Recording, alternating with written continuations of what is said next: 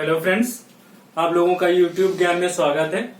और आज हम लोग एक नया वीडियो शुरू करेंगे जो कि कंटिन्यूएशन होगा पिछले ही वीडियो का, जिसमें हमने लेआउट तैयार किया था कि किस तरह से कॉन्स्टिट्यूशनल डेवलपमेंट का जो प्रोसीजर था वो किया गया था, जिसके तहत हमने देखा था कि किस तरह से जो कंपनी रूल था, उसके बाद क्राउन रूल आता है और उसके बाद में इंडियन कॉन्स्टिट्यूशन बनता है। तो हम लोग इस वीडियो में एक एक करके सारे वो एक्ट्स देखेंगे जिनका कंट्रीब्यूशन डायरेक्टली या इनडायरेक्टली कॉन्स्टिट्यूशन फॉर्मेशन में रहा है।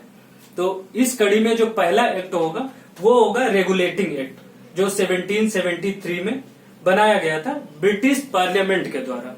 ये एक्ट क्यों बनाया गया था और इसको रेगुलेटिंग एक्ट ही क्यों कहते हैं, इसके बारे में हम लोग थोड़ा जान लेते हैं। चूंकि 1773 के आसपास का जो टाइम था, उस टाइम जो ईस्ट इंडिया कंपनी थी उसका फाइनेंशियल स्टेटस बहुत ही खराब था। उसका रीजन, एक सबसे बड़ा रीजन ये था कि ईस्ट इंडिया कंपनी जिसका मोनोपोली था चाय के ट्रेड के लिए, और वो यूएस में यानी अमेरिका में, उस टाइम अमेरिका में चाय का ट्रेड करता था। लेकिन उस टाइम ऐसा होता है कि ईस्ट इंडिया कंपनी इंडिया से चाय ले जाकर के लंदन के वेयर हाउस में स्टोर करता था और उसके बाद वहां से अमेरिका को चाय डिस्पैच होती थी। लेकिन उस दौरान क्या होता है कि जो डच होते हैं, तो डच लोगों ने बहुत सारा स्मगलिंग के थ्रू अमेरिका में चाय का ट्रेड चालू कर दिया। और इस कड़ी में होता ऐसा है कि जो ईस्ट इंडिया कंपनी था उसका लगभग 85% जो मार्केट था वो डच कवर कर लेता है, जिसकी वजह से जो ईस्ट इंडिया कंपनी का जो रेवेन्यू आता था चाय के ट्रेड के थ्रू, वो सारा का सारा रेवेन्यू जो है वो डच की तरफ डाइवर्ट हो जाता है और ये फाइनेंशियल स्ट्रेस का सामना करना पड़ता है ईस्ट इंडिया कंपनी को। चूंकि इंडिया में ईस्ट इंडिया कंपनी को ट्रेड के लिए मोनोपोली मिला हुआ था चार्टर एक्ट के थ्रू, जो ब्रिटिश मोनार्क देते थे इंडिया में ट्रेड करने के लिए। उसके बदले ईस्ट इंडिया कंपनी को ब्रिटिश गवर्नमेंट के लिए कुछ फाइनेंशियल कमिटमेंट्स थे जो उनको पैसे देने पड़ते थे। 1768 तक से लेकर के और 1773 तक हम देखते हैं कि लगभग 46 मिलियन पाउंड का जो कमिटमेंट था वो कंपनी के ऊपर आ चुका था और पूरा नहीं कर पा रहा था, और कंपनी में बहुत सारा करप्शन हो रहा था उस टाइम तक। और इन सब को मद्देनजर रखते हुए ब्रिटिश गवर्नमेंट ने फैसला किया कि ईस्ट इंडिया कंपनी को रेगुलेट करना जरूरी है, क्योंकि उसमें बहुत सारे बहुत बड़े बड़े शेयर होल्डर्स थे जो पार्लियामेंटेरियन थे वहां के उस टाइम के। तो उन सब के इंटरेस्ट को प्रोटेक्ट करने के लिए ये regulating act, to regulate the East India company, ये एक्ट लाया जाता है। अब इस एक्ट में हम सिर्फ उन सारे प्रोविजंस को देखेंगे जो कॉन्स्टिट्यूशनल पॉइंट ऑफ व्यू से हमारे लिए इम्पोर्टेंट है। तो उसमें जो सबसे पहला बहुत बड़ा एक बदलाव किया जाता है कि जो गवर्नर ऑफ बंगाल होता है, उस गवर्नर ऑफ बंगाल को गवर्नर जनरल ऑफ बंगाल बनाया जाता है। और आप सबको पता होगा कि जो गवर्नर होता था उस टाइम, या जो ऑफिशियल्स होते थे, उन सब का जो रिक्रूटमेंट होता था वो एक गवर्निंग बॉडी थी, सीओडी यानी कि कोर्ट ऑफ डायरेक्टर्स। वो कोर्ट ऑफ डायरेक्टर्स ही अपॉइंट करते थे गवर्नर्स को भी। तो होता ऐसा है कि जो गवर्नर ऑफ बंगाल था उसको गवर्नर जनरल ऑफ बंगाल बनाया जाता है। और इस कड़ी में जो वॉरेन हेस्टिंग्स था वो पहला गवर्नर जनरल बनता है। उसके बाद जो दूसरा सबसे बड़ा जो बदलाव आता है कि जो प्रेसिडेंसी थी, बॉम्बे की प्रेसिडेंसी और मद्रास की प्रेसिडेंसी, इन दोनों प्रेसिडेंसीज में अगर हम देखते हैं तो इन दोनों को सबऑर्डिनेट कर दिया जाता है बंगाल प्रेसिडेंसी के अंदर।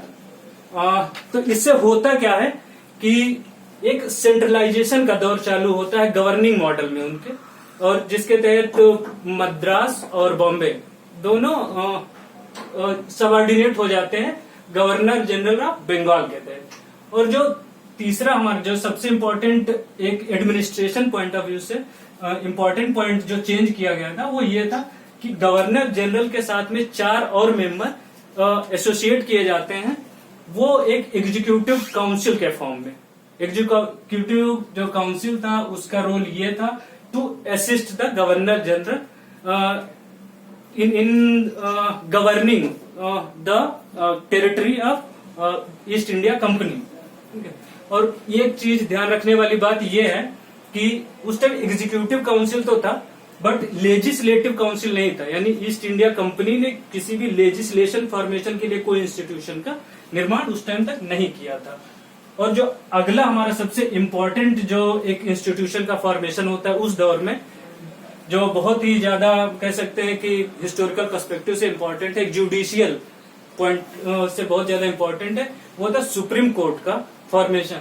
उस टाइम फोर्ट विलियम जो कलकत्ता में था, वहां पर सुप्रीम कोर्ट का एक एस्टेब्लिश किया जाता है। और उस सुप्रीम कोर्ट में जो पहले चीफ जस्टिस थे उनका नाम था सर एलिजा एम्पे। आप लोग ये याद रख सकते हैं प्रीलिम्स पॉइंट ऑफ व्यू से और जहां competitive exam nation point of view से। एलिजा एम्पे जो फर्स्ट चीफ जस्टिस थे और इनके साथ 3 जज और अपॉइंट किए जाते हैं, वो भी ब्रिटिश पार्लियामेंट के द्वारा ही होते थे। और जो अगला जो ईस्ट इंडिया कंपनी थी उसके एम्प्लॉय, चूंकि उसमें ईस्ट इंडिया कंपनी में बहुत ज्यादा करप्शन था, तो करप्शन को कंट्रोल करने के लिए एक रेगुलेशन लाया जाता है जिसमें ये प्रावधान होता है कि एम्प्लॉयज जो होंगे वो अभी कोई भी प्राइवेट ट्रेड नहीं करेंगे। दूसरा था कोई ब्राइब नहीं लेगा। और जो तीसरा इंपॉर्टेंट पॉइंट था कि कोई गिफ्ट या प्रेजेंट वो नेटिव यानी कि इंडियन लोगों से कोई गिफ्ट या प्रेजेंट नहीं लेंगे। ठीक है। और जो सबसे आखिरी और लास्ट पॉइंट था वो था कि रेवेन्यू रिपोर्ट्स, यानी कि भारत में ईस्ट इंडिया कंपनी कितना रेवेन्यू जनरेट कर रही है उसका रिपोर्ट जो होगा वो कोर्ट ऑफ डायरेक्टर्स जो गवर्निंग बॉडी थी ईस्ट इंडिया कंपनी की, वो एक रेवेन्यू रिपोर्ट्स बनाएगी और वो ब्रिटिश गवर्नमेंट को भेजेगी हर साल के लिए। ओके। अब ये सारा जो था वो रेगुलेटिंग एक्ट के बारे में ये सारे पॉइंट्स थे। इसके बाद जो अब अगला एक्ट आएगा वो पिट्स इंडिया एक्ट है, वो देखेंगे और कैसे पिट्स इंडिया एक्ट ने जो रेगुलेटिंग एक्ट था उसमें जो शॉर्टकमिंग्स थी उसको दूर करने के लिए लाया गया था। तो हम लोग देखेंगे पिट्स इंडिया एक्ट जब लाया गया उस टाइम जो ब्रिटेन के प्राइम मिनिस्टर थे उनका नाम था विलियम पिट द एंगर, और उनके नाम पे इस एक्ट का नाम पड़ा। ठीक है। ये 1784 में लाया गया था। इस एक्ट के तहत होता यह है कि जो गवर्नर जनरल था और उसके साथ में जो 4 जो असिस्ट करने के लिए एग्जीक्यूटिव काउंसिल बनाई गई थी उसमें से एक मेंबर कम कर दिया जाता है। ठीक है। और जो दूसरा सबसे इम्पोर्टेंट जो एक चेंज किया जाता है वो ये होता है कि कंपनी की जो पॉलिटिकल एक्टिविटीज थी और जो कॉमर्शियल एक्टिविटीज थी उनको सेपरेट करने के लिए एक नई बॉडी बनाई जाती है जिसका नाम होता है बोर्ड ऑफ कंट्रोल, BOC, जो कि इंग्लैंड में रह के वो कंपनीज की एक्टिविटीज को मॉनिटर करती थी। तो और जो दूसरी एक ऑलरेडी एग्जिस्टिंग बॉडी थी, गवर्निंग बॉडी जो इंडिया में थी, जो कोर्ट ऑफ डायरेक्टर थी, उसको कमर्शियल और फाइनेंशियल एक्टिविटीज का जिम्मा दिया गया था। दूसरा हम लोग देखते हैं कि गवर्नमेंट का किस तरह ब्रिटिश इंडिया में अब गवर्नेंस का काम किया जाएगा। तो उसमें ज्वाइंट गवर्नमेंट का कॉन्सेप्ट आया था जिसके तहत ईस्ट इंडिया कंपनी और ब्रिटिश क्राउन दोनों मिल करके इंडियन ऑक्युपाइड जो ब्रिटिश टेरिटरीज थी उसको किस तरह से गवर्न किया जाएगा वो इन दोनों ने मिलकर अब करना चालू किया था। तीसरा जो बहुत ये पहली बार ऐसा हुआ था कि जो कंपनी का जो टेरिटरी था जहां पर कंपनी का दायरा था जिसमें वो ट्रेड करते थे उस टेरिटरी को पहली बार इस एक्ट में ब्रिटिश पोजेशंस इन इंडिया बोला गया था। इसका मतलब था कि अब गवर्नमेंट ने खुले रूप से इंडिया में पैर जमाना चालू कर दिया था। एक जो पिछले एक्ट में भी हुआ था कि जो बॉम्बे और मद्रास की जो प्रेसिडेंसी थी उनको सबऑर्डिनेट कर दिया गया था गवर्नर ऑफ बंगाल के तहत। अब क्या होता है कि उनका जो इंडिपेंडेंस था मद्रास और बॉम्बे का, उसका इंडिपेंडेंस भी उसका खत्म कर दिया गया था। लेकिन अगर हम लोग एक बहुत ही इंपॉर्टेंट पॉइंट देखते हैं कि पिट्स इंडिया एक्ट एक तरह से एक कॉन्स्टिट्यूशन था ब्रिटिश गवर्नमेंट के लिए कि किस तरह से भारत में अब कानून बनाए जाएंगे, इंडियन टेरिटरी को गवर्न करने के लिए एक बहुत ही फंडामेंटल एक्ट था ये, जो कि 1858 तक मूलभूत रूप से वो वही रहा, जिसमें कुछ ज्यादा बदलाव नहीं हुए। इसलिए आज से कि यहाँ एडमिनिस्ट्रेटिव जो स्ट्रक्चर था वो भी लगभग इसी एक्ट के तहत चलता रहा, तो कोई जो ज्यादा मेजर चेंजेस इसके बाद में नहीं आते हैं। अब जो इसके बाद जो चेंजेस आएंगे वो जो हम आगे देखेंगे वो दूसरे एक्ट्स में आएंगे, वो चार्टर एक्ट होगा, और वो हम बताएंगे इस तरह से कि किस तरह से चार्टर एक्ट के थ्रू जो कंपनी का मोनोपोली था और कंपनीज की एक्टिविटीज को कैसे कंट्रोल की जा रही थी ब्रिटिश गवर्नमेंट के द्वारा, ब्रिटेन के पार्लियामेंट के थ्रू, वो हम चार्टर एक्ट के थ्रू अब हम अगले वीडियो में उसको हम लोग देखेंगे। ठीक है, थैंक यू।